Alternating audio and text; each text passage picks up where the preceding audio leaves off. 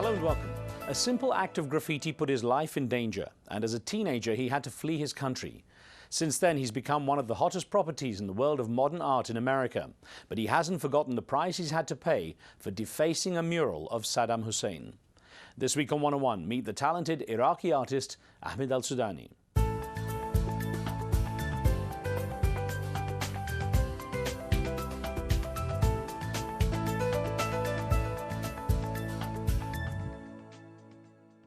Every time he puts paint and pencil to paper, his work echoes the challenges he's faced, reflecting the angst and strain of his home. Ahmed Alsoudani grew up in an Iraq that witnessed Saddam Hussein's iron grip tighten over the years.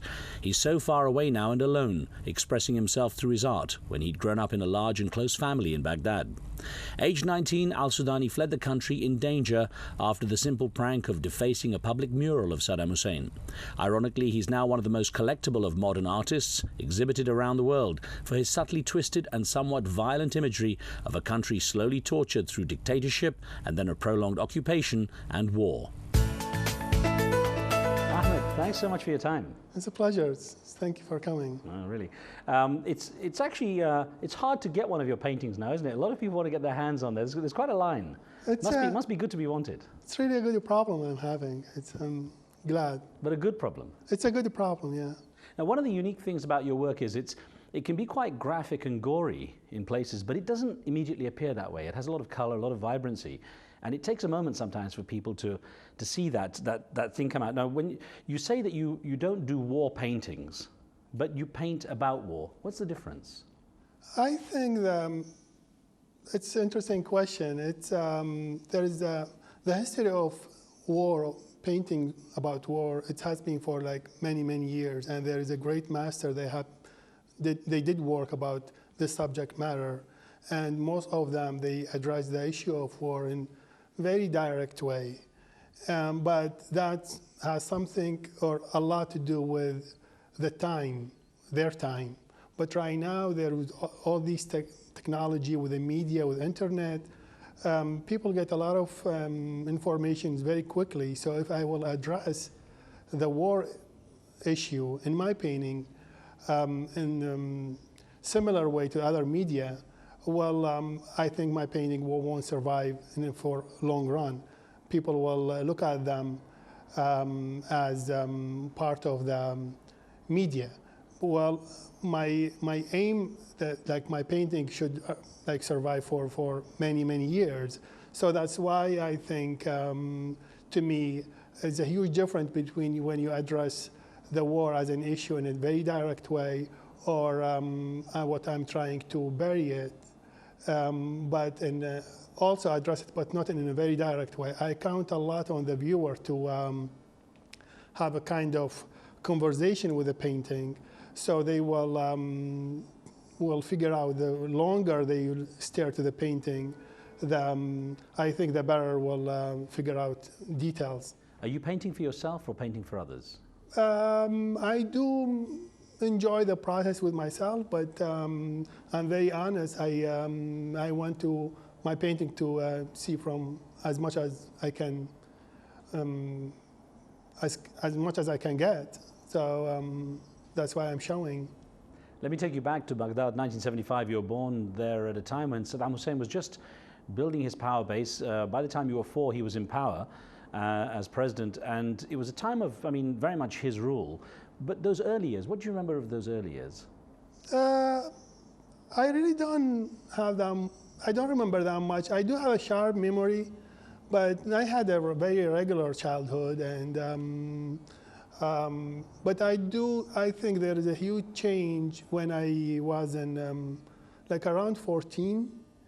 I start reading. I think the trouble starts from there. Which is, yeah, most of them my friend and relative and cousin, they still playing football and they go to watch the game. But I right away after I finish, I was in 9th grade or 10th, I right away stop, I remember, and I start hang out a lot with the books. So it was a big family, 4 brothers, 2 sisters, and lots of people coming and staying in this 2-story house you had in Western Baghdad. What was life like with such an extended family? It's really great. It's a lot of fun, very easy going, and I enjoyed in some part of it. It's because it's a big family, so my mom very strong woman, and my dad playing a good cop, and she's a bad cop. Yeah. But they did. I think they did a good job. They were religious, but very liberal-minded, weren't they? I think it's such a fantastic thing. When I think about it right now, like after I left Baghdad 15 years ago, almost 15 years ago, it's such an amazing thing the way they were thinking, in very in that society, in that time. They never push us to do anything, which is, I'm really amazed. I didn't know that when I was there, but after I left and after all these years, I look back to what they have done. It's such a terrific thing to have it. Your mother had a nickname in the neighborhood of Margaret Thatcher, after the British Prime Minister, the Iron Lady. She's not too happy with that title, though, huh? I don't think, but I mean, she knows. She's a really tough woman. It's so scary. She had quite a difficult time too, because you had to leave the neighborhood you'd been in for so many years, because it was a Sunni neighborhood, and as the troubles began, being a Shia family, it was difficult for you to stay. Didn't the long history and peaceful relationship you had with your neighbors count for anything?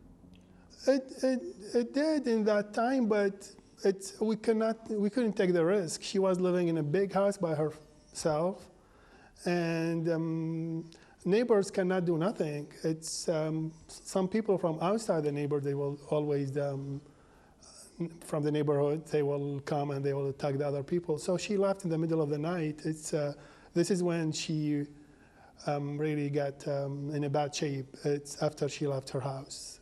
Your early schooling actually in the sort of the regular schools in Baghdad, the teachers were quite brutal as well, weren't they?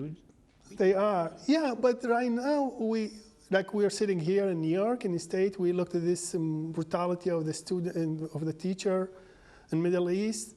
We look at it differently. There, I think, if I have to be fair, I'm not happy with what they have done, but it was part of the culture when they hit. Like I remember when I get beat up by the teacher and they go back home and I will complain, but somehow they said, "Oh, that's a good teacher. He just kick your ass, so it's good." So I think it's a culture differences. You started drawing at an early age, but you describe it as drawing and not as art. What was the difference for you? I'm very honest when people ask me about these things specifically, because I never thought I'm gonna take art seriously as I'm doing right now or as a career. Probably because it has a lot to do where, in the society, when they consider anything, if you're a doctor or engineer, you're doing well. Other than that, you're a failure. So, but yeah, I was just grew up in a family. Most of us, they have a talented, but it's. Well, it's interesting because there was a dramatic turning point in your life in 1995. You're just 19 years old and decided to deface a mural of Saddam Hussein. Now, I know it wasn't a political gesture, but, at all, yeah. But why was it still so dangerous for you? It's dangerous because, I never thought I did thought it's really dangerous, but in that time, the regime was really brutal, and they would never take any chance to let even small things will go. And I wasn't willing to take that risk, so I had to. I actually didn't have no choice. I had to leave. So, tell me about that last day you had in Baghdad, as you were leaving in a taxi for Kurdistan, your first point of safe haven, and the way your family reacted, particularly your father. Yeah, it's very emotional. It's very close to be cinematic scene. I knew all of my family, they knew. It's like my mom and actually my brothers and my sister, they knew I'm leaving. I'm going to leave. And probably they thought I'm not going to come back at all. But my mom and my dad, they pretend they didn't know. I knew they knew. I can't tell. But after I left, I just said goodbye. It's like going somewhere, and I'll be back probably by the end of the night. But I knew my dad knew. And after I left, I felt his eyes following me. So I look back. He was in the second floor, looking from the windows. It was really. That was the last time you saw him? Yeah. It was very emotional. Because he passed away while you were in Maine. I'll talk about that in a minute. But you were in Kurdistan for just a few weeks and managed to get help to get into Syria, where you spent 4 years. What was that like? It was quite lonely at first, wasn't it? It was very difficult in the beginning, as any other place. But it's make it even more difficult because Syria, you had there's a lot of great people. They help you as much as they can, but the problem you can get no document. You exist as in physically exist, but you don't exist on paper. You're nothing, which is kind of scary. And the hardest part, there is United Nations Center over there, like office, but you kind of not willing to go over there to apply for political asylum, or you just get, because going there means you're making very clear Syria is not a safe place. So you're really in a hard situation. But I had a lot of friends. They helped a lot, and the first year was difficult, but things went very well after that. I'll get on to what happened once you did leave for the United States in just a moment. We've got more one-on-one with Ahmed Alsoudani when we return.